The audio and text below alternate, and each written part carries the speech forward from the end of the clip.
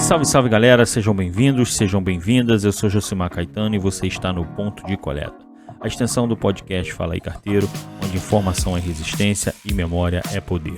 No episódio de hoje, vamos prestar homenagem a uma figura que marcou a história política mundial com simplicidade, coragem e coerência. No dia 13 de maio de 2025, em Montevidéu, o mundo se despediu de José Pepe Mujica, o presidente mais humano que o mundo já conheceu.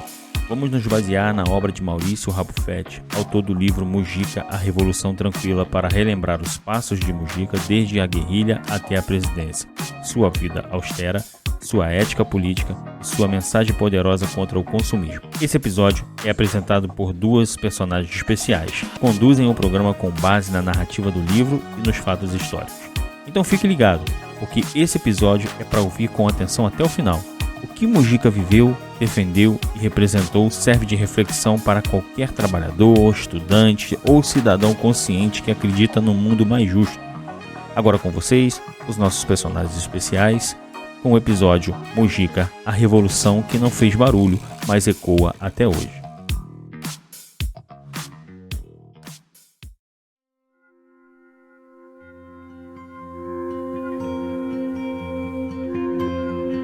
Bem, hoje vamos mergulhar aqui na figura de José Mujica. Sabe, o ex-guerrilheiro que virou presidente do Uruguai. Ele ficou super conhecido, né? Pela vida simples, pelos discursos contra o consumismo. Sim. A gente vai usar aqui uns excertos da biografia Mujica, A Revolução Tranquila, para tentar entender melhor quem ele era, o que significou a presidência dele. Sim, e o livro, logo no início, já o descreve como um mistério insondável, quase fora de órbita. Uhum. E gera aquela curiosidade, né? Como é que um país pequeno, tipo o Uruguai, produziu uma figura com essa projeção toda? Pois é. E talvez uma parte da resposta esteja naquele estilo de vida dele, né? Tão famoso. Ele recusou a residência oficial? Sim, preferiu a chacrazinha dele, lá nos arredores de Montevidéu. Isso. Vivia lá com a esposa, Luzia Topolansky, plantava flores, tinha o Fusca velhinho, os cães vira-latas. Né? Doava a maior parte do salário, né? Principalmente para aquele plano Juntos de habitação social. Falava muito em precisar de pouco, ter bagagem leve para poder aproveitar o tempo. É uma imagem muito forte, sem dúvida. E olha, segundo biografia, essa austeridade dele tem raízes na própria cultura uruguaia. Aquela coisa da imigração europeia, um sentido forte de igualdade. Aquele ditado nadieses mais que nadies. Exatamente, ninguém é mais que ninguém. Mas claro, o livro também aponta que essa autenticidade toda se tornou um capital político enorme para ele. Inegável. Mas essa imagem tão simples não levantou desconfiança, tipo acusações de ser só marketing? O livro fala disso? Fala sim. Quer dizer, a autenticidade parece genuína, mas a biografia mostra a complexidade. Administrar um país exige pragmatismo, né? E o próprio Mujica, ele admitia as contradições entre essa filosofia de vida e, a necessidade econômica do país, que depende do consumo também. Não era uma imagem, assim, imune a críticas ou mesmo a um uso político, entende? Entendo. E essa complexidade vai também para o passado dele. Anos 60, 70, ele era dos Tupamaros, o MLN. Sim. Foi uma época de muita polarização no Uruguai, luta armada contra o governo Pacheco Areco, que eles viam como autoritário. E houve violência, né? Tem aquele episódio do bar que ele teria mostrado a arma dizendo "este é meu documento"? É fundamental entender o que veio depois. Anos de prisão, fim da ditadura. Aí veio uma decisão do grupo, inspirada numa mensagem do líder, o Raul Sendic, de abandonar a luta armada. Ah, certo. A orientação era clara: integrar a luta institucional e democrática sem cartas na manga. Foi um processo, assim, bem difícil, sabe?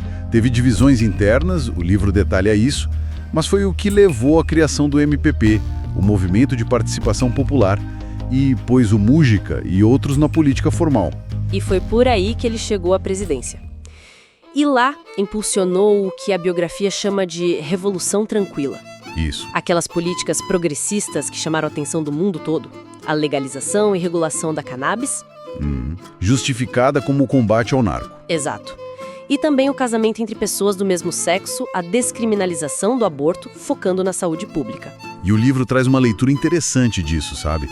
Sugere que talvez fosse uma esquerda moral. Esquerda moral? Como assim? Tipo, um foco em ampliar liberdades, direitos individuais.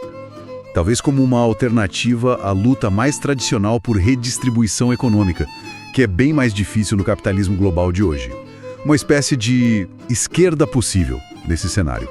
Interessante essa ideia. Mas essas leis, elas passaram fácil no Uruguai? Foram bem aceitas? Que nada! A biografia mostra que houve resistência interna. Por exemplo, em 2014, uma pesquisa dizia que uns 64% dos uruguaios eram contra a regulação da cannabis. Nossa, bastante gente. Pois é. Mas por outro lado, lá fora, essas medidas deram uma visibilidade enorme para o Uruguai. A revista The Economist nomeou o país como o País do Ano em 2013. O Mujica foi indicado para o Nobel da Paz. E além das políticas internas, a voz dele sobre o mundo ecoou muito, né?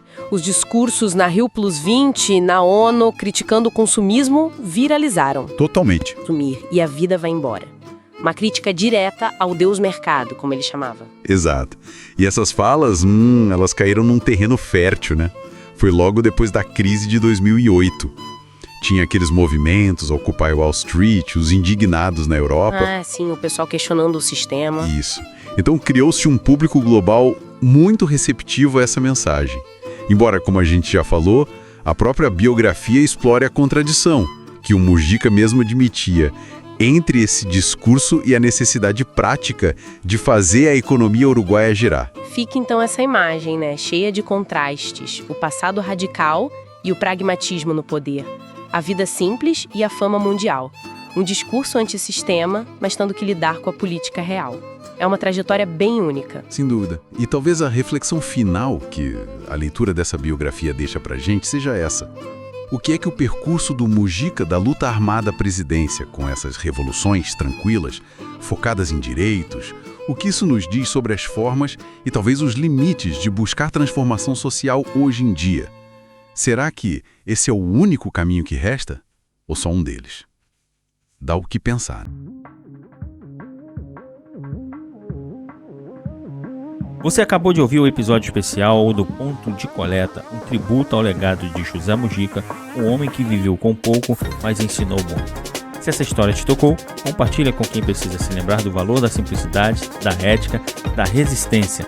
Segue o podcast no Spotify, no YouTube, curte, comenta, compartilha e se inscreva no canal Fala aí Carteiro no YouTube.